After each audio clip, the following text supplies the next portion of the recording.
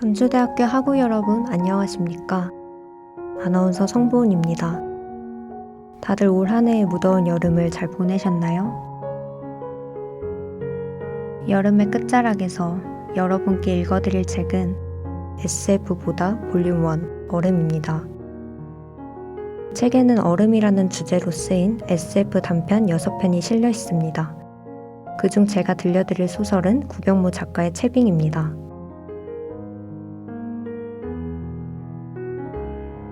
소설은 얼음 속에 얼어있던 한 존재를 사람들이 사안이라 부르며 신처럼 섬기는 모습을 그리며 시작됩니다. 사안이라 불리며 이야기의 주인공이기도 한 나는 한 채빙꾼을 만나 내적인 변화를 드러내게 되는데요. 어떤 이야기가 담겼을지 들려드리도록 하겠습니다.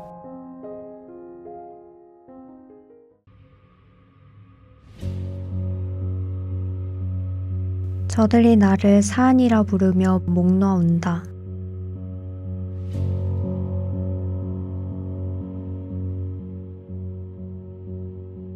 나뭇가지에 찔리거나 돌조각에 베이기라도 했는지 통성의 다름 아닌 소리로 노래하고 춤추다 실제로 제 팔뚝 안쪽을 돌칼로 그어 피를 내는 이들. 데려온 흰 짐승의 가슴을 갈라 염통을 꺼내어 두 손으로 받치는 신용을 하는 이들. 염통은 자신이 포유류의 몸에서 갑작스레 떨어져 나왔음을 인식하지 못하고서 바깥 세상의 공기를 낯설어 하듯 여전히 꿈틀거린다. 짐승의 가죽도 흰데 그들이 발 딛고 선 자리며 그들 뒤로 펼쳐진 하늘까지 휘어서 뿜어져 나오는 피와 선명한 대조를 이룬다.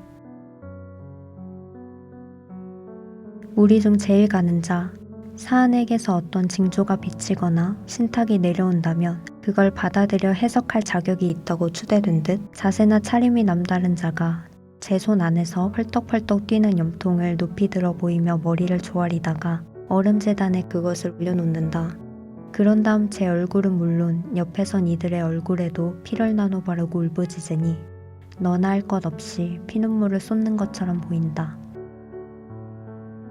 죽임당한 것이 무해한 짐승인지 저들인지 언뜻 분간되지 않는다.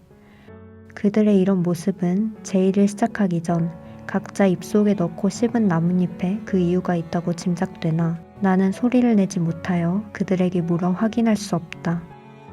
정신이 들고부터 이게 다 무슨 일인지 누가 이런 음성과 행위를 원하는지 알 수 없다. 정신이 들고부터 지금의 상태를 정신이 들었다고 보아도 좋은가? 정신이 들었다는 것은 들만한 정신을 가진 존재에게 성립하는 말이 아닌가?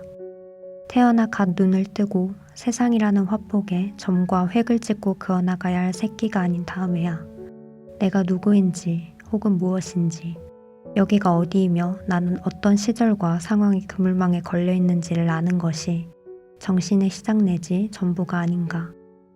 이런 정도 인식 회로가 돌아 일단 내가 무언가의 새끼 아닌 성체라는 짐작만은 들지만 그렇다고 하여 무엇인지까지 확인하기에는 몸이 부자유하다. 부자유 이전의 뼈, 근육, 혈관, 체세포로 이루어진 몸이 있는지 없는지도 불분명하다. 인식이 홀로 떠돌지 않으며 그것을 담는 몸이라는 그릇이 있다면 마땅히 그것을 내려다보고 인지할 수 있어야겠는데 내 몸을 내가 만지거나 볼 수 없으니 몸은 없고 그 자리에 시선으로만 존재하는 것처럼 혹 몸이 있었더라도 지금은 올롤이 녹아 사라지고 의식만이 남은 것처럼 그렇다면 나는 무언가의 혼백일지도 이름도 역할도 없는 잡귀인걸 저들이 모르고서 사안이라며 떠받드는 것일지도 하나 혼백이라면 지금 같은 정박보다는 부유의 속성을 지녀야 하지 않나. 시작과 끝이 없이 시간과 공간을 구분하는 패곡선도 없이 그 어떤 질량이나 부피에서도 벗어나 시선 그 자체가 무한을 넘나드는 탐색과 통찰과 서술의 주체가 되어야 하지 않나. 그러나 나는 저들이 내 앞에서 보여주는 것만 포착할 수 있고 내 시야 바깥에 대해서는 알지 못한다. 그들과 나 사이에 형성된 거리와 각도를 변주할 수 없다. 아무래도 내게는 광학적인 의미로서의 눈이 있지만 몸은 어딘가에 결박당하거나 잘려나간 듯하다. 제 간을 쪼아먹으러 날아온 맹금 외에 바위산 뒤쪽의 파도는 볼 수 없었을 사슬로 묶인 티턴과 같이. 애초에 저 많은 이가 손을 잡고 제자리에서 빙글빙글 돌고 누군가는 탈구가 될 때까지 어깨짓을 하면서 피리를 부는가 하면 어떤 이는 두 개의 채를 휘두르며 북을 두드리기에 그들이 일으키는 울림이 내 몸을 흔들어 난타하는 감각을 견디지 못하고 깨어난 것이다. 나는 저들의 소음과 주목에 벼락같이 노출된 채로 말을 건네거나 손발을 뻗을 수 없으니 그들이 하는 짓을 망연히 볼 뿐이며 그들은 자기들이 하는 일에 도취되어 내가 깨어나거나 말거나 그런 건 개의치 않는지 혹은 내가 눈을 떠도 감아도 별반 차이가 엿보이지 않는지 나의 각성을 알아채지 못한 양 하던 걸 계속하고 있었다. 나는 입을 벌린다. 당신들은 어쩌자고 환희의 도약인지 두려움의 모도인지 알 길 없는 몸짓으로 내 앞에서 자결하는가. 말한다. 말하는 소리가 내 귀에도 들리지 않으니 내게는 성대가 없거나 있다 한들 소리가 그것을 현금하여 나오지 않는 상태에 놓인 듯하다. 저들이 일으키는 소동은 두꺼운 장막이 몇 겹 끼인 것처럼이나마 들려오기는 하는 걸로 보아 내게도 귀가 붙어 있으며 정상적으로 기능하는 모양인데 입과 목은 어디로 달아났는가? 하기는 입과 목만 문제가 아니다. 어쩌면 나는 다른 기관을 잃은 채 한 개의 머리로만 이곳에 존재하는지도 손과 발은 애초에 갖지 못했는지도. 일단 생물이긴 한가. 의식이 붙어있다고 하여 생물임에 틀림없다고 믿어서는 안 된다. 의식 자체가 착각일 수 있어서 그렇기도 하지만 무엇보다 저 움직임이 나와 저들의 차이를 가른다. 어깨 위로 들어올린 손이며 제 몸을 중심축으로 하여 팽이처럼 돌아가는 허리와 다리. 올라간 손은 언젠가 내려와야 하고 돌아가던 몸은 멈추거나 넘어지거나 죽어야 한다. 그 몸은 시간의 흐름으로 인해 움직임을 갖는다. 나는 저들을 보고 듣는 것 외에 다른 동사로 나를 확인할 길 없어. 내게 흘러들어온 시간은 그대로 거미줄에 걸려 말라가고 바스러진다. 저들이 무엇을 바라는지, 내게 그들의 바람을 들어줄 능력이 있는지 여부와 무관하게 영문 모르고 사안이라는 이름으로 불리기 시작한 뒤부터 줄곧 궁금했는데 수차례 제의가 이어진 동안 조각조각 쌓인 정보를 취합하여 이제는 알 수 있다. 두꺼운 장막을 통과한 육중한 소리가 뭉개진 발음으로 쏟아지는 동안에도 청각은 장막 너머 그들의 호소를 감지하고 비록 왜곡과 생략을 수반하겠지만 그간의 내력과 제의의 의미를 눈치채게 된다. 내가 깨어나기 전에 세상에서 일어난 나는 모르는 일들에 대해서부터 미래를 불쏘시개 삼아 오늘을 눈부시게 밝히는 날들로 일관하던 어느 날 세상에 존재하던 대부분의 얼음이 녹았다 한다. 유출되어 밀려온 해빙 아래 거의 모든 땅이 잠기고 살아남은 소수의 사람은 맨살에 닿으며 화상을 입기 일수인 땅 위에 연녹색 나뭇가지와 연보랏빛 잎사귀를 깔아 잘 곳을 찾고 먹을 것을 도모하며 세대를 이어 내려왔다 한다. 얼음이 녹아 불어난 큰 물이 살아있는 모든 것을 덮치면서 그들의 증조부며 고조모 이전의 선대들이 누리던 문명은 땅속이나 더운 물속에 잠들어 버렸고 지금은 얼음의 융해와 함께 온 세상이 갈갈이 찢긴 뒤 구사일생으로 살아난 이들의 몸을 빌려 태어난 자들의 후손만이 살아있어서 그 일에 대해 유년기에 막연한 전설로만 들었을 뿐이니 무엇부터 다시 구축해야 할지 엄두를 내지 못한다. 이미 갖춘 무언가를 보수정비하여 발전시키는 차원이 아니라 전멸과 폐허의 터전에서 시작해야 하는데 그러기엔 과거로부터 존속해온 사람들의 수가 적을 뿐더러 일단 생물학적 죽음으로부터의 모면이 급선무인 것이다. 먼 옛날에는 멀리 있는 사람과 코앞에서 대화를 나누는 도구가 있었다고 하나 당장에 마실 물이 문제, 가만히 있어도 더운 바람을 차게 바꾸어주는 기구가 있었다고 하나 그보다는 식량의 저장과 보관이 문제. 심지어 살과 피와 뼈가 아니라 광물로 만들어진 인조인간마저 있어서 사람 대신 무겁고 힘든 일을 해주었다는 거짓말 같은 이야기도 전해져 오나 눈앞의 살과 피와 뼈를 보호하는 게 과제. 그 모든 편리하고 경이로운 문명의 설계도가 그들에게는 존재하지 않으며 설령 남아있다 한들 그것을 해독할 수 있는 사람이 없음은 물론 그 같은 설계도를 발굴하거나 펼쳐보기 위해 필요할 인공의 동력 또한 지금 시대에는 없다고 한다. 지혜를 동원하여 높은 곳에 열매를 따고 짐승을 사냥하고 불을 피우고 땅을 갈고 싹을 틔우는 일을 할 수 있지만 그게 가능한 땅을 찾아 정착하는 데에도 한 세대 가까운 시간이 걸렸으며 지금은 빛과 물이라는 자연이 변덕스럽게 주었다 뺏었다 하는 자원을 활용하는 기초적인 단계에 도달하여 더욱 효과적인 대규모 농사를 위한 동력 장치 같은 건 아직 만들어내지 못했고 인구수나 생활 형태로 보아 그게 저려하지가 않은 것이다. 낯선 짐승의 어금니에 물려 온몸에 독이 퍼졌거나 까닭없이 앓는 사람을 위해서는 깨끗이 씻기고 나뭇잎을 붙여준 다음 기도하는 수밖에 없고 그런 일들을 그럴듯하게 해내서 왠지 모르게 성스러워 보이는 사람이 그들 가운데 존경받다가 의사이자 제사장이 된다. 그러니 유난스럽다고 손가락질 받으며 다수의 눈밖에 난 이들의 예외적인 재능이 한 발자국 앞을 밝히는 동굴 속 불빛처럼 빛난 끝에 다음 세대로 바통을 넘기는 행위가 수백 세대는 이어져야 그들은 과거의 설계도 근처나마 맴돌게 되리라는 것이다.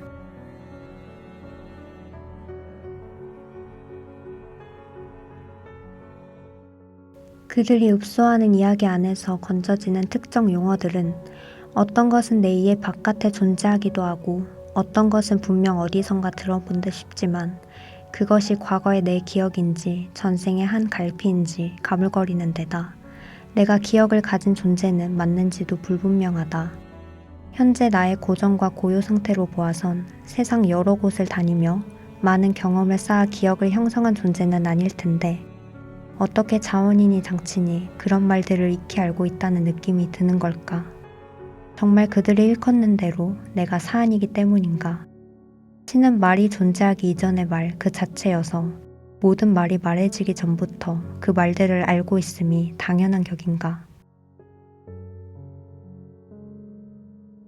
그들이 들려주는 정보가 또 다른 정보와 다 부풀어 오르면서 수많은 단어와 지식들이 야행하는 백귀처럼 내 머릿속을 배회한다. 몇백 년인지 몇천 년인지 모르게 꾸어온 꿈들이 세상 모든 지식의 출현 이전부터 내게 그것들을 기입하여 내 안에는 기지의 기둥과 미지의 가지가 우거져 있다.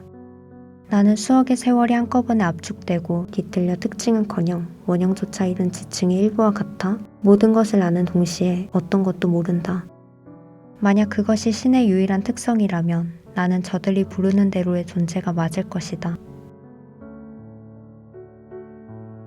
불의 대지에서도 지표면을 뚫고 나오는 싹이 있다. 만년의 더위 속에서도 그들 삶의 터전과 멀리 떨어진 산에 눈이 녹지 않은 곳이 남아있다. 1년에 몇 번은 눈이 내리기도 하며 비가 오면 산자락을 맴도는 수증기가 내려앉아 얼어붙는 곳이다. 중턱까지는 보통의 산과 같고 눈 쌓인 모습을 드문드문 볼 수 있으며 거기서 조금만 더 위험을 감수하고 올라가면 완전한 설산에 사방은 얼음으로 가득하다. 과거의 문명이 물에 쓸려가면서 자연 형성된 것으로 보이는 호수가 연중 얼어있는데 그것의 깊이를 재어본 이는 아직 없다. 몇 세대를 지나며 대지의 열기에 지쳐 차라리 이런 곳에 공동체를 꾸리고 살아가면 어떨까 도전했던 사람들은 일찍이 경험해 본 적 없는 기온의 폭력에 저항할 틈도 없이 무더기 동사체로 발견되었다고 한다. 사람들은 자신들의 신체 조건으로 보아 극단적으로 더운 땅과 칼날의 추위가 지배하는 땅 가운데 어느 쪽이 생명에 즉각적이고도 직접적인 위협이 그나마 덜한가를 판단하게 되었으며 일정 주기로 얼음을 조금씩 떼어다가 마을로 갖고 내려가면서 살아가기로 한 모양이다. 내부를 서늘하게 유지해주는 토기를 빚어서 마른 식량을 보존하던 단계보다 위로 올라간 것이다. 운반 과정과 일상생활에서 얼음이 쉽게 녹아버리지 않도록 더운 공기는 빼내고 찬 공기는 가두는 보냉상자와 저장고도 고안해냈다고 한다. 각종 전설에 따르면 그들은 답 없는 날들을 신에게 호소하면서도 언제나 스스로 답을 찾아내고 나는 발전적인지 호전적인지 모를 속성을 지녔다 하는데 사실인 모양이다. 그러던 어느 날 채빈꾼들이 여느 때처럼 얼음을 깨다가 산 정상에 있는 나를 보고 마을에 알린 것이다. 내가 있던 지점으로부터 그리 멀리 떨어지지 않은 곳에서는 아랫부분이 파묻힌 수상한 거대 구조물도 발견됐다고 말이다. 그 구조물은 나무나 돌이 아닌 다른 재료를 이용해 차갑고 매끈하게 지어져서 생각이 깊은 이들은 이것이 옛 문명에서 흔히 쓰던 금속을 가공하여 지어진 것으로 추측했다고 한다. 구조물의 정체와 용도, 구체적인 형태와 크기를 알아내려면 어디까지 파묻혀 있는지를 측정해야 하고 그것이 빠진 깊이를 알아내려면 그 둘레의 언 눈을 모조리 깨어야 한다. 이미 위로 드러난 부분만 하더라도 규모가 커서 이런 일에 많은 인력을 동원하기 어렵고 섣불리 바닥의 얼음을 깨다가 일꾼들이 위험에 빠질 수 있으므로 건드리지 않았다고 한다. 옛날 사람들이 모여 살던 커다란 집, 하늘을 날다 추락한 비행기, 구름 너머 어딘가에 있다는 별들 사이를 다녀오는 데에 쓴 비행선, 뭐가 됐든 전설로 내려오는 오래전 문명의 일부임에 틀림없다고 판단한 이들도 있지만 한편으로는 신의 거처가 부서진 뒤에 파편이라고 믿어 의심치 않는 이들도 많았다. 무사람들로 하여금 두려움과 전율 혹은 시원을 알기 힘든 도착적인 그리움마저 불러일으켰을 것으로 생각되는 그 물건이 나와 관계가 있는지 확실치 않더라도 그 생김새를 볼 수만 있다면 내가 무엇이며 어디서 왔는지 실마리를 찾을 수 있을지도 모르는데 나는 그들이 나누는 이야기를 통해서만 짐작할 수 있을 뿐이다. 인력도 장비도 부족한 그들은 결국 고고학적 유물을 발굴하기를 포기한 뒤 알지 못하는 대상에 이름을 붙이고 속성을 부여한다. 눈앞에 보이는 나를 신으로 간주하며 드러난 거대 구조물의 일부를 신전으로 삼는다. 이것이 내 원래 정체는 물론 나와 그 구조물과의 관계가 밝혀지지 않았음에도 그들이 내 앞에 제단 비슷이 차리곤 나를 사안으로 일컬으며 추앙하게 된 경위다. 변변찮은 도구로 얼음을 깨거나 잘라야 하니 채빈꾼은 일단 힘이 좋아야 하며 다음으로 날렵해야 한다. 얼음이 녹기 전에 마을로 내려갈 빠른 발에다가 산에서 헤매지 않는 밝은 눈과 기억력, 간혹 사람을 해치는 산짐승을 만나더라도 위기를 모면하는 지략과 담대함이 있어야 한다. 육체와 정신 구별할 것 없이 상상할 수 있는 모든 재능을 갖추어야 하며 아무나 될 수 없기에 징집이나 차출이 아닌 자원과 선발 과정을 거친다. 한번 얼음을 가지러 올 때 마을에서 지원하는 여비도 상당하여 크고 작은 위험 앞에서 좀채 퇴각하는 법이 없으니 가끔 목숨을 잃는 채빈꾼들도 나온다. 사나운 짐승의 공격이라면 그들이 가진 각종 도구로 쉽게 물리치는데 정작 미끄러져 얼음에 부딪힌 머리가 깨진다든지 추락하여 뾰족한 얼음에 몸이 끼어 죽는 수가 있다. 부모들은 자식이 채빈꾼으로 뽑히는 것을 자랑스러워하면서도 염려한다. 그들이 내 앞에 와서 선다. 둘레에 그득한 얼음을 한 바퀴 둘러본 뒤 본격 채취 작업에 들어가기 전 내게 절한다. 얼음의 정이며 톱날을 대하므로 이 행위를 부디 노여워하지 마시고 바라옵건대 오늘도 안전하게 하산하도록 저희를 굽어 살펴달라고 기도한다. 들어줄 수만 있다면야 들어주고 싶다. 내게 그들을 보호하는 능력이 있다면, 그 이전에 눈앞의 얼음이 내 것이라면. 그러나 저건 누구의 것도 아닌 듯 싶고 일단 내 것 아닌 것만은 분명하다. 그도 그럴게. 얼음을 보아도 아무런 욕망이 일어나지 않는다. 비록 기억과 무관하게 눈뜨기 전부터 내게 주어진 얼음이며 내가 눈과 빛나는 얼음 가운데 있다는 이유만으로 경위와 위험을 획득한 존재라 해도 손뻗어 만져볼 수도 없는 물건을 두고 내 것이라 할 수 없다. 한편으론 들어줄 수 있다 한들 들어주고 싶지 않기도 하다. 나는 여기 붙들려 삶도 죽음도 모르는 채로 그들을 바라볼 수밖에 없는데 어째서 내가 그들의 삶을 보장해야 하는가. 얼음을 채취하다 제발 헛디뎌 죽는 것이 마을을 위한 영광이자 번영의 밑거름이 된다면 기꺼이 죽음을 옆구리에 끼고 살아라. 내가 바란 적 없는 재물을 들고 와 앞에 늘어놓는 걸로 멋대로 계약을 맺으며 신의 뜻대로를 입에 달고 살면서 정작 제 뜻과 맞같지 않으면 신을 원망하거나 부정하기 일쑤이니더라. 그 무리와 섞여들지 못하는 듯 싶은 한 채빈꾼이 저마다 일하러 흩어지자 멀찍이서 남들 눈치를 보더니 내게로 다가온다. 사람이 셋 이상 있으면 가끔 그런 자들이 눈에 띈다. 사람들과 어울리는 걸 즐기지 않거나 원만한 말씨와 표정을 보여주지 않는 자. 흉포한 일을 드러내고 거드럭거리며 여기저기 싸움을 거는 이보다는 나을 텐데도 가만히 있다는 이유로 무리해서 괴팍하다든지 수상하다든지 눈뜬 모양이나 심지어는 생김새가 마음에 들지 않는다든지 갖은 핑계로 배척당하기 십상인자. 그자가 내 앞에 다가오기에 역시 아까 지나간 이들과 같은 맥락의 기도를 올리려나 보다 하고 바라보는데 이 얼음 세상 어디서 그런 걸 따왔는지 그자 손에 노란 꽃이 들려있다. 그자는 주위를 한번 둘러보며 다른 일꾼들이 제각기 분주한 모양을 확인하고는 내 앞에 꽃을 내려놓는다. 꽃이 다 무엇인가?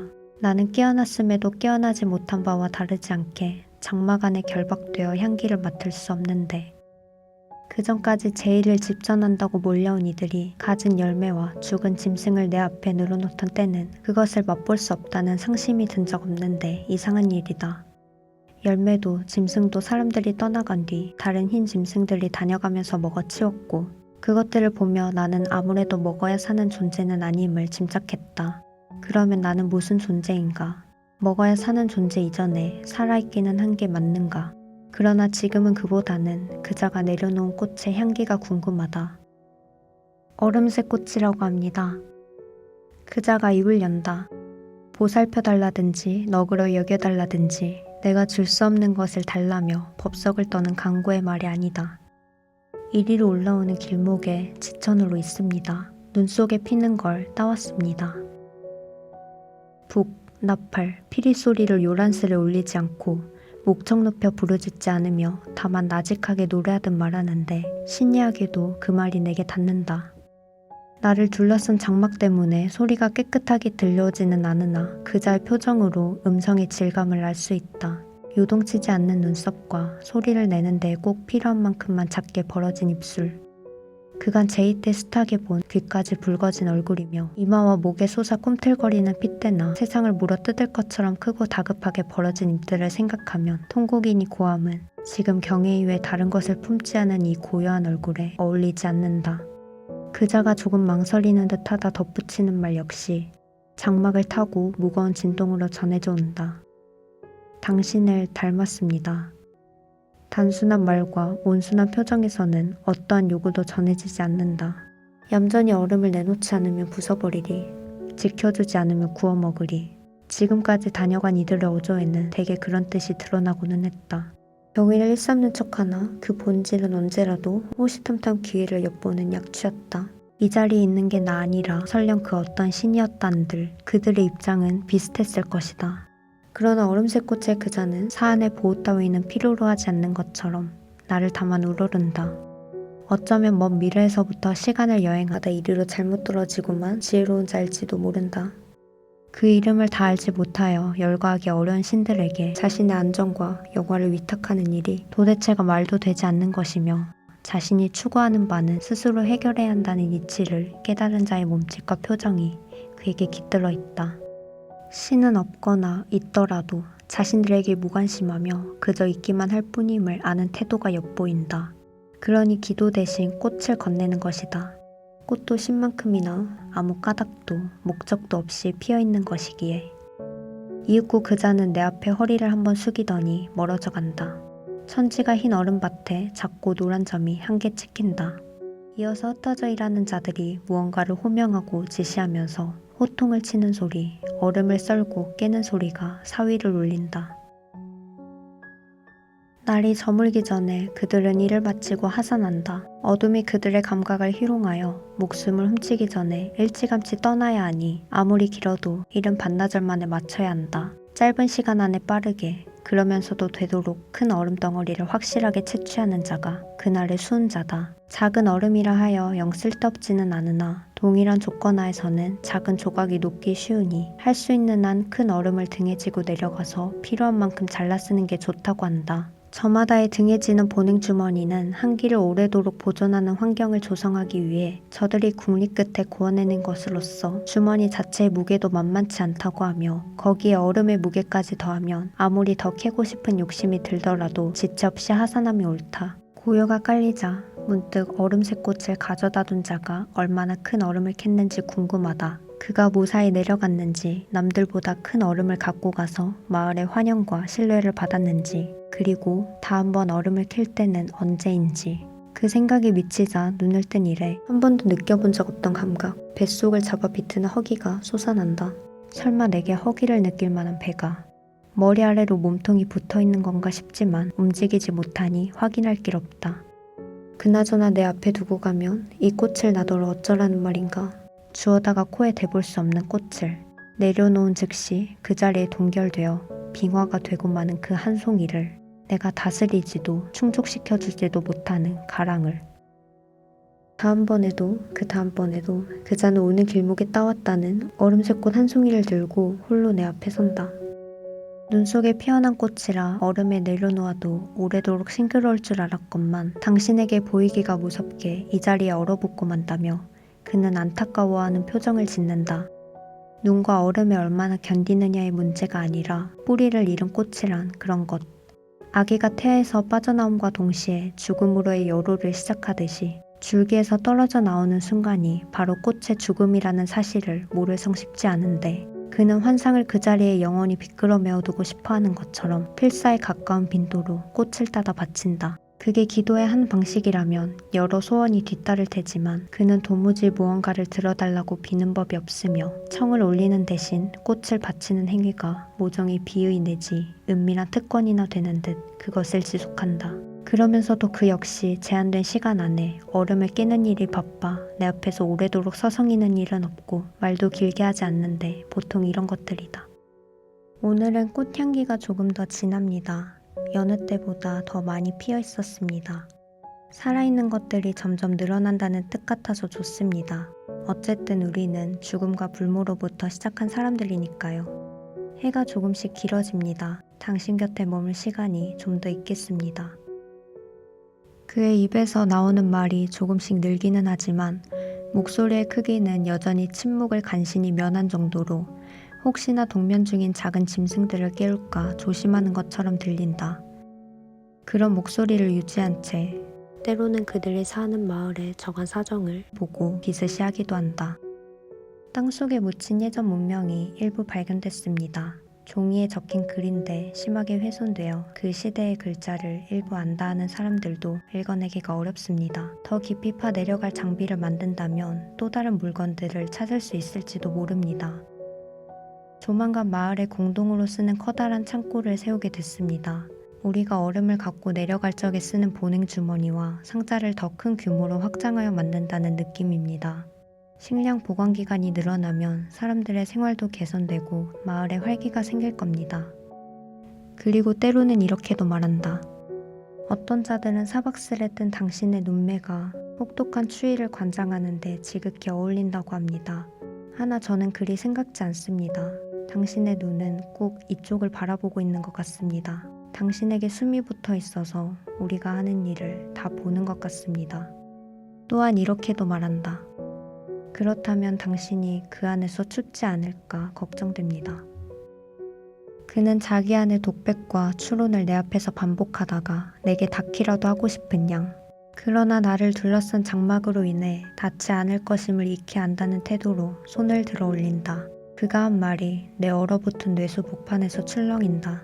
춥지 않을까 걱정됩니다. 언제 어디서 이런 비슷한 말을 또 들은 적이 있던가. 태어나기 전에 혹은 깨어나기 전에 잠들어 있을 적에 누구의 족적도 닿은 바 없는 꿈속에서 추위를 많이 타서 걱정이야. 알지 못하는 속삭임이 내부의 정적을 건드려 기워한 기억을 다시 애코한다. 그 안에서 너무 춥지 않기를. 서로 다른 음계의 건반을 누르듯 목소리가 음절마다 요동친다. 그가 바치는 꽃은 부는 바람에 몇 송이가 날아가고 한밤중 내 앞으로 다가와 고개를 기웃거리던 짐승이 앞발로 무심코 흩어버리는가 하면 제의를 올리는 이들이 술잔을 놓는다며 손으로 훔쳐내곤 하지만 채빈꽃 무리가 일정 주기로 다녀가기에 곧 다시 새로운 한 송이가 재단에 놓인다. 그들이 다녀갈 때마다 정확하게는 얼음색 꽃의 그자가 떠나가고 창백한 어둠과 정막이 빙세계를 어루만질 때마다 내부의 낯선 허기가 범람한다. 어느 날부턴가 또 다른 무리가 다가와 제의를 올리기 시작한다. 노랫가락이나 춤, 자주 쓰는 말이나 행색 같은 걸로 미루어 얼음색 꽃내가 사는 마을과는 다른 집단으로 보인다. 그들은 나를 현명이라 부른다. 나를 사안이라 일컫듯 현명이라 칭하든 어차피 그들의 바람은 비슷하다. 하나 분명한 사실이라면 세상에서 몇 명의 인간이 녹아 없어지더라도 내가 누군지 밝혀줄 리는 나타나지 않으리라는 것이다. 그러던 어느 날 두 마을의 채빈꾼들이 서로 같은 날 올라와 마주친다. 우리가 먼저 발견한 얼음이라느니 지금껏 그만치 잘 나갔으면 양보하라느니 거친 말들이 오간다. 내가 그들이 바라는 사안도 현명도 아닐지 모른다는 문제는 둘째 치더라도 그들을 중재할 움직임을 취할 수 없으니 눈앞에서 서로가 서로의 어깨를 떠밀고 톱과 정을 휘두르며 으르는 험악한 광경을 관조할 따름이다. 살아있는 자들이라면 얼음을 끌어안고 살지는 못하더라도 모두가 얼음을 필요로 하는 모양인데 더 많이 갖겠다고 싸우는 모양이 기이하다. 여기 말고 다른 데서 얼음을 찾기가 어려운 듯하다. 그런데 어쩌면 얼음이 녹아 예전의 문명을 모두 휩쓸어 갔다는 얘기는 지금 살아있는 자들의 추측에 불과하지 않을까. 실제로는 얼음이든 무엇이 됐든 서로 더 차지하려다가 절멸을 불러온 게 아닐까. 험악한 분위기가 한 차례 지나가고 본격적인 불안과 공포가 발아하기 직전 무리 가운데 넉살 좋고 잘 웃는 이가 나서서 사태를 수습한다. 얼음으로 가득한 산 위에서 이리 시간을 끌어보았자 서로 좋을 것 없으니 일단 여기서 해산하고 나를 잡아 양쪽 대표들이 모여서 얼음의 채취 시기와 방식, 분량에 대해 협약을 맺자고 제안한다. 그들은 바닥에 침을 뱉고는 각자 다른 방향으로 하산한다. 이후 얼음새꽃이 들려준 이야기에 따르면 두 마을의 일꾼들이 마주치지 않도록 날짜를 정하고 한 번에 최대로 올 수 있는 일꾼 수에 제한을 두어 어느 한쪽이 너무 많은 얼음을 차지하는 일이 없도록 했다고 한다. 그러나 나는 이런 상태로 존재하고 깨어나기 전부터 이미 인간이 그런 약속쯤 얼마나 쉽게 깰 수 있는 존재인지 알고 있다. 두 집단 모두 얼음을 깨기 전 내 앞에 와서 기도를 올리기에 한 번에 몇 명의 채빈꾼들이 오는지 눈에 다 들어온다. 분명 처음 얼마가는 양쪽 인원이 같았는데 슬금슬금 한 명씩, 두 명씩 늘어나기 시작한다. 처음에는 갖고 내려가는 얼음의 양에 큰 차이가 나지 않을지 몰라도 조금씩 사람을 늘리고 보냉주머니와 상자의 크기를 키워서 갖고 오니 더 오랜 시간이 지나면 차이가 생길 것이다. 한쪽이 그 짓을 하니 다른 쪽에서는 은밀히 밀정을 보내어 그 마을의 얼음 개수와 창고 규모 그리고 일꾼 수를 파악하게 하며 약속이 지켜지지 않았음을 알자 자신들도 질세라 일꾼 수를 늘리고 보냉주머니와 상자를 크게 제작한다. 그 과정에서 예전처럼 일꾼을 엄선할 틈이 없어 얼음을 지고 나르기에는 좀 무리가 있어 보이는 노역자들까지 함께 오는 바람에 일행이 위험에 빠지기도 한다. 사람들의 다툼과 이간에 끼고 싶지 않습니다. 그리 말하며 얼음새꽃은 변함없이 샛노란 얼음새꽃 한 송이를 제단에 바치는데 이튿날이면 현명을 찾는 자들이 그것을 손바닥으로 난폭하게 쓸어버린다. 그중 일부는 얼어버린 꽃잎 조각을 집어다가 손끝으로 비벼서 날려버리고는 무도한 말을 서슴지 않는다. 여신 따위에게 알랑거리는 꼴 하고는 그 말을 듣자 나는 정말로 내가 여신이나 된 것처럼 모욕을 느낀다. 이 장막 안에서 내 표정이 바뀔 리 없는데 일행 가운데 누군가 내 눈치를 흘끔 보더니 천박한 말을 하는 자를 만류한다. 현명께서 노여워하시겠네. 어찌 이 앞에서 그런 말을 하나. 그러자 그 자는 도리어 목청을 높인다. 현명이다 뭐야. 우리한테 진짜 필요한 일은 인구를 늘리고 하루라도 속히 힘을 키워서 몇 세대 전에 땅속 어딘가 파묻혔다는 문명을 캐내는 거라고. 있지도 않은 신에게 얼음 조각이 빌려간다고 기도하는 거 말고. 일행은 그렇게 말하는 자의 옆에 있다가 부정이라도 타겠다며 서둘러 일하러 흩어진다. 만일 그가 일을 마치고 하산하다가 실족하여 목숨을 잃기라도 하면 일행은 현명께서 노하신 증거라며 벌벌 떨 텐데 나는 오히려 그가 언제까지고 자신만만하게 꿋꿋하게 그리고 건재하게 살아남기를 바라는 마음마저 든다. 그것이 내가 현명도 무엇도 아님을 증명할 테니까. 그가 그리 말한다는 건 어쩌면 다른 이들보다 직관이 발달하고 합리적이어서 그럴 테고 그자의 똑똑함을 나무랄 일은 아니다. 그러나 땅속을 깊이 파는 데에는 삽과 쟁기 이상의 도구는 물론 지금 얼음을 캐러 오는 자들보다 더 많은 강건한 인간의 힘이 필요할 것이며 그자는 어차피 자신이 살아있는 동안에는 땅속에서 무엇이 나오는지 혹 나온다면 그것으로 무엇을 도모하고 이룩할 수 있는지 같은 걸 제 눈으로 확인하지 못할 것이다. 인간들의 역사가 한편의 무대극과 같다면 편리하고 경이롭기가 이루 말할 데 없다던 예전의 문명은 관객의 하품 끝에 본전 회수를 포기하고 퇴장하기를 마음먹는 마지막 장에서나 구현 가능할 것이다. 현재의 자연환경과 조건이 그들의 처지 이상으로 번영을 허락지 않는다면 우선 타인에게서 필요한 것을 빼앗고 보면 되는 일이라는 생각은 누가 처음으로 했을까? 서로 간 약정에 따라 사안을 찾는 이들이 얼음을 캐러 올라온 날, 현명을 찾는 이들이 떼지어 올라온다. 이것이 급습인 줄 모르고 사안을 찾는 이들이 어안이 벙벙하여 오늘 우리가 얼음 캐는 날이 맞는데 하고 입을 열기가 무섭게 현명을 찾는 이들이 톱과 망치를 휘두르기 시작한다. 난투가 벌어진다. 이쪽이 얼음을 전부 가질 수 없다면 저쪽이 얼음 캐는 자들을 죽이면 그만이다. 선명한 아기가 피의 색깔을 하고 허공이 뿌려진다. 내 손짓이나 음성 무엇으로도 저들의 약탈과 광기를 멈출 수 없는데 현명이다 무엇이며 사안이 무언가. 얼음 같은 건 이 세상에 하나도 남지 말았어야 한다. 실로 내가 사안이라면 그리할 것이다. 추위도 강풍도 거두어가고 눈은커녕 진눈깨비도 뱉어내지 않고 단 한 조각의 얼음도 이 세상에 남겨두지 않을 것이다. 얼음색 꽃이 없는 이 세상에는 재단 앞에 쓰러져 뒹구는 저 모습은 비록 머리카락과 피가 서로 엉기어 얼굴을 가리긴 했으나 얼음색 꽃이 분명하다. 이미 수차례 정과 망치에 맞은 머리를 미끄러운 빙판에 다시 한번 찌으니 그의 머리에서 흘러나온 피가 흰 얼음 위로 퍼져나간다. 나에게 손이 있다면 마지막일 게 틀림없는 그가 나를 향해 간절하게 뻗어올리는 저 손을 마주 잡아줄 텐데 그 모습 그대로 지상의 논리 바깥으로 떠밀려 나간 그의 뜬 눈을 감겨줄 텐데 두 번 다시 열리는 일 없도록 사슬로 엮은 덧문처럼 그의 목숨이 다친다. 흘러내린 피에 빙판 일부가 녹는다. 이대로 다 녹아서 없어져 버려라. 누구도 얼음을 갖지 못하게.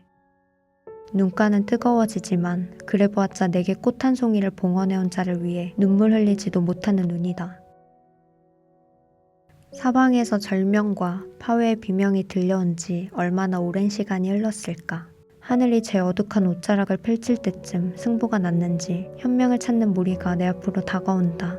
피와 살이 튀어 더러워진 얼굴로 헐떡거리다가 숨을 가다듬고는 두 팔을 한 번 높이 들더니 빙판에 엎드려 머리를 조아린다. 아름답지 못한 꼴을 보여드리는 죄를 지었습니다. 우리의 앞날을 더 빛내기 위해 피치 못할 일이었습니다. 속히 마을을 번영시켜 현명께도 격에 맞는 거처를 지어드리고자 합니다. 부디 노여워 마시고 마을의 앞날을 비춰주소서. 나는 현명 따위가 아니다. 그렇다고 사안도 아니며 그 무엇도 아니다. 내게 너희의 운명을 위탁하지 말라. 얼음색 꽃을 살려내라. 너희가 내 앞에 무릎 꿇겠다고 발길질로 밀어버린 그 신에 예를 다하라. 내가 참으로 현명이라면 너희를 이 자리에 모두 얼려버릴 것이다. 너희의 혈관은 피 대신 얼음으로 채워질 것이며 모두가 그 자리에 얼어붙은 끝에 산산이 파편으로 갈라져 마을의 승전보를 전하러 갈 수 있는 자는 아무도 없을 것이다. 내 마음속 절규는 아랑곳 없이 그들은 지친 기색 가운데 얼마간의 성취감마저 띠고 서로의 어깨를 두드리며 하산한다. 그 아무렇지도 않은 격려의 몸짓들이 내 절대적인 무능을 일깨우고 확인시킨다. 부디 하산 도중에 일렁이는 나무들의 그림자가 그들을 위협하기를, 어둠이 그들의 발목을 잡아채기를, 얼음재단에 피를 뿌린 자들이 자신이 무엇을 했는지를 알게 되기를. 몇 번의 낮과 밤이 바뀌는지 세어보지 않는다. 재단에 한두 송이 남아있던 얼음색 꽃은 얼음 섞인 까만 가루로 흩어져 버린 지 오래다. 나는 차라리 처음부터 깨어나지 않았던 것처럼 깊고 깊은 잠을 청한다. 지금 내게 남아있는 것이 정신이 맞다면 두 번 다시 정신 따위 들지 말기를. 설령 현명을 찾는 이들이 무사히 마을로 내려갔다가 이 빙세기를 좋게 멸할 만큼 채비를 갖추고서 올라온데도 그들이 얼음을 자르거나 말거나 이 세계가 모두 녹아버리거나 상관없이 이번 잠에서는 깨어나지 않기를. 그러나 눈을 감았을 뿐 잠들지 못한 채로 무수한 악몽만이 내 몸속을 가득 채운 나날 끝에 또 한바탕 소란이 느껴져 나는 눈을 뜨고 만다. 이번에는 어떤 자들인가. 현명을 찾던 이들과도 사뭇 다른 행색에 얼굴 생김도 제각각인 한 무리의 이들은 얼음을 취하려 여기 이른 것으로 보이지는 않는다. 그들이 밀고 끌고 온 장비는 무겁고 무섭다. 미래적이라는 말은 저런 장비를 두고 하는 말임에 틀림없다. 그들 가운데 한 사람이 뛰어나와 내 앞에 몸을 던지며 운다. 이제 새로운 형태의 제의가 시작되나. 그자는 뒤돌아보며 제 일행을 향해 소리치기를. 제가 뭘 했습니까? 이분은 저의 할아버지의 할아버지의 할아버지가 기록으로 남겨준 바로 그분임이 틀림없습니다. 비록 사진은 땅속에서 다른 유물들과 뒤섞여 발견되는 바람에 빛이 바랬지만 기록과 대조해 보아도 연령대, 키와 얼굴까지 일치합니다. 이분이야말로 크리오케미컬 컴퍼니의 유일한 생존자라고 저는 확신합니다. 어떤 이들은 그 말을 받아 적고 일부는 손안에서 섬광을 번쩍이며 내 모습을 담아가려는 듯 보인다. 사진기. 나는 전생에서부터 그것이 무엇인지 알고 있다. 그것을 깨닫자 급격한 추위가 나를 엄습한다. 나를 현명도 사안도 아닌 생존자라 부르는 학자의 말에 따르면 나는 이 세상의 얼음이 모두 녹아내려 지구에 존재하는 대부분의 생명이 괴멸된 어느 날 파손된 액체질소 탱크에서 빠져나온 존재라고 한다. 내 몸속에는 단 한 방울의 피도 흐르지 않으며 대신 죽음이 세포를 건드리지 못하게 방패 역할을 하는 액체가 흐른다고 한다. 바다를 떠돌던 탱크들은 수백 수천 개에 이르렀다고 하며 그 안에는 서로 다른 인간이 한 명씩 세내어 자리를 잡았다고 한다. 어떤 탱크는 심해로 가라앉았고 어떤 탱크는 땅에 닿으면서 부서졌는데 외부 탱크가 손상되고 내부 탱크도 금이 가거나 찌그러지면서 용액 유출 등으로 인해 그 안에 있던 사람들은 모두 사망한 것으로 추정되며 지금도 세계 곳곳에서 그 파편이 발견되고 있다고 한다. 내가 잠들어 있던 탱크 또한 물살 따라 흐르다 물이 빠져나가기 시작한 장소에 정착하게 되었고 기온의 급변으로 주위에 얼음이 형성된 다음 자연 요인으로 서서히 외부 탱크가 손상된 것으로 보인다고 한다. 내부 탱크는 투명하며 그 안은 영하 196도의 액체 질소로 채워져 있어서 그 자체가 하나의 얼음 덩어리처럼 보인다고. 얼음이 녹은 뒤 새로이 나타나기 시작한 인류는 이 모습을 보고 얼음 속에 온전한 형태의 사람이 들어있으니 신격으로 모셨을 것으로 추정된다는 학자의 설명이 이어진다. 이제 남은 과제는 크게 세 가지입니다. 냉동인간을 담은 탱크가 어떻게 산 정상까지 닿았는지는 땅이 말해주는 흔적들을 읽어내어 차차 알아볼 일이지만 외부 탱크가 파손되었음에도 어떻게 내부 탱크는 온전히 남아있게 됐는가를 밝혀내는 것이 첫째입니다. 그 답을 찾아내면 언젠가는 세계 어딘가에 무사히 보존됐을지 모르는 냉동인간을 발견하는 데에 도움이 될 것입니다. 두 번째로, 냉동인간의 보존 원리와 해동 방법을 간단히 정리한 수기문서가 일부 출토되기는 했지만 그 안에는 지금 기준으로는 의미를 파악하기 힘든 용어가 워낙 많은 데다 상당량의 정보가 훼손되었습니다. 또한 이 냉동인간의 형태를 유지하기 위해 몸속에 채워진 용액을 대체할 대량의 혈액을 구해야 하는데 지금으로서는 혈액형을 알아내기 어렵고 오래 방치된 장기의 보존 상태가 어떨지도 의문입니다. 예전만 못한 우리 기술력으로 이 탱크를 열면 안에 있는 사람이 사망할 가능성이 높고 탱크를 닫은 채로 놓아두면 안에 있는 사람이 살아는 있지만 그걸 삶이라고 보기는 어렵지 않은가 하는 딜레마를 안고 갈 수밖에 없습니다. 따라서 여러 복잡한 해결책을 찾을 때까지 이 냉동인간의 거취를 어떻게 하면 좋은가 그 점도 문제입니다. 기술 문명이 충분히 발전할 때까지 이 산에 홀로 버려둔다는 건 과학적으로나 윤리적으로나 현명하지 않은 처사라는 점에 연구자들 모두가 동의했습니다. 그러나 여기 계신 생존자의 호손이라고 주장하는 분께는 아직 동의를 얻어내지 못했지요. 이 냉동인간이 처음 액체질소 탱크 안으로 들어갔을 적에 유전 정보라든가 신원을 확인할 수 있는 각종 자료가 있었을 건데 그게 다 유실되고 이렇게 외부 탱크로부터도 떨어져 나왔으니까요. 법적 절차가 마련되지 않은 상태에서 호손되신다는 분께 빛바랜 사진이나 개인 기록 같은 불충분한 증거만 보고 바로 넘겨드릴 수도 없고 혹 신원 자료가 갖춰져 있다고 해도 호손께 바로 인계하기는 어렵습니다. 냉장고 문 열듯이 바로 열고 꺼낼 수 없으니까요. 충분한 설비가 갖추어진 환경에서 전문 인력이 달라붙어 보존 상태에 유의하면서 해동을 시도해도 성공할까 말까입니다. 모셔가서 마냥 보관만 하고 있을 수도 없고 일반 가정에서 보관이 제대로 될지도 의문이지요.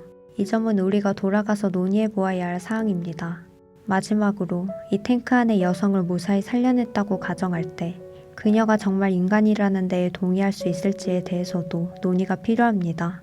그녀가 원래의 자아를 그대로 간직하고 있을지, 이 안에서 잠들기 전까지 자신이 보유했던 인간관계나 상식이나 여타의 것들이 그대로 복구되어 활성화될지는 아무도 모르는 일이며 어쩌면 숨 쉬는 것만 해도 성공이라고 부를 만한 사태가 생길 수 있습니다.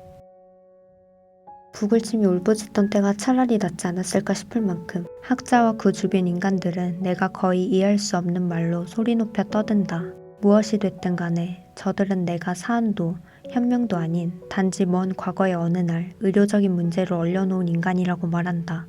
한 자산가가 나를 얼렸고 그 자손들은 자손들을 계속 낳았고 얼음이 녹은 시대에 살아남은 일부 자손이 또 자손을 낳아 몇 대조 위인지도 이제는 세어보기에 버겁지만 전생된 기록에 따라 후손이 나를 찾으러 왔다고 한다.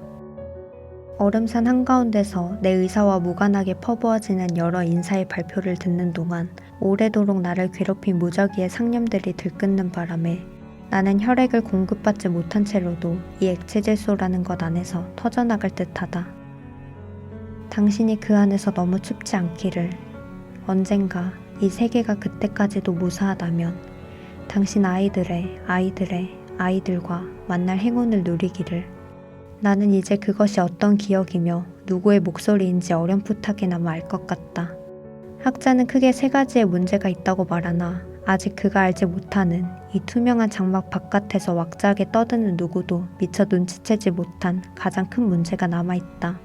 내 몸속에 흐르는 것이 피가 아닌 부동액의 일종이라면, 살아있는 사람들의 기준으로 내가 아직 깨어나기 전의 상태라고 한다면 나는 혈액도 세포 분열도 없이 모든 시냅스가 이어지지 않은 채로 어떻게 저들의 형상과 행위를 응시하며 저들의 말을 듣고 해석할 수 있는지, 내 머릿속에 둥지를 튼 이 부단한 사고는 어떻게 가능한 일인지, 이것이 혼이 아니라면 인간은 무엇을 두고 혼이라 하는지.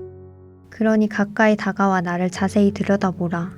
내가 얼어붙은 사물이 아니며 나의 감각작용에 따라 눈을 뜨고 당신들을 바라보고 있음을 알아차리라.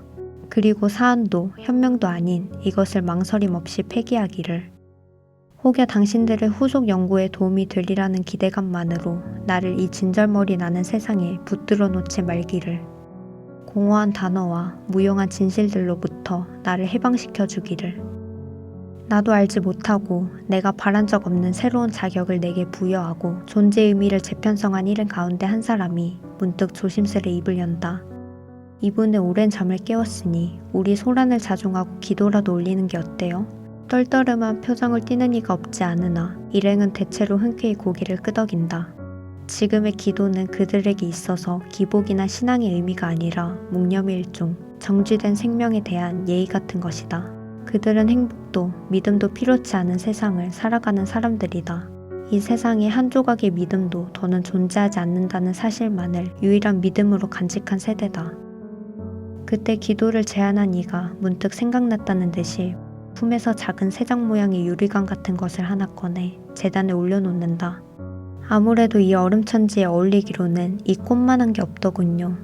뿌리를 잃은 꽃을 가능한 한 오래 보존하는 프리저브드 플라워라고 한다.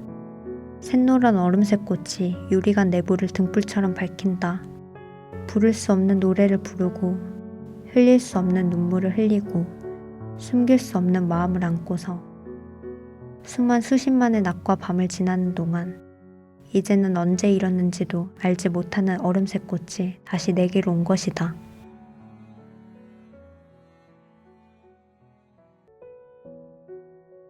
지금까지 구병모의 채빙 들려드렸습니다. 여름방학을 맞이해 차가운 얼음을 주제로 한 소설을 선택해 읽어보았는데요. 본 라디오를 통해 여러분께서 올 여름 마지막까지 힘차게 이겨내시고 좀 더 시원한 날을 보내게 되신다면 좋겠습니다.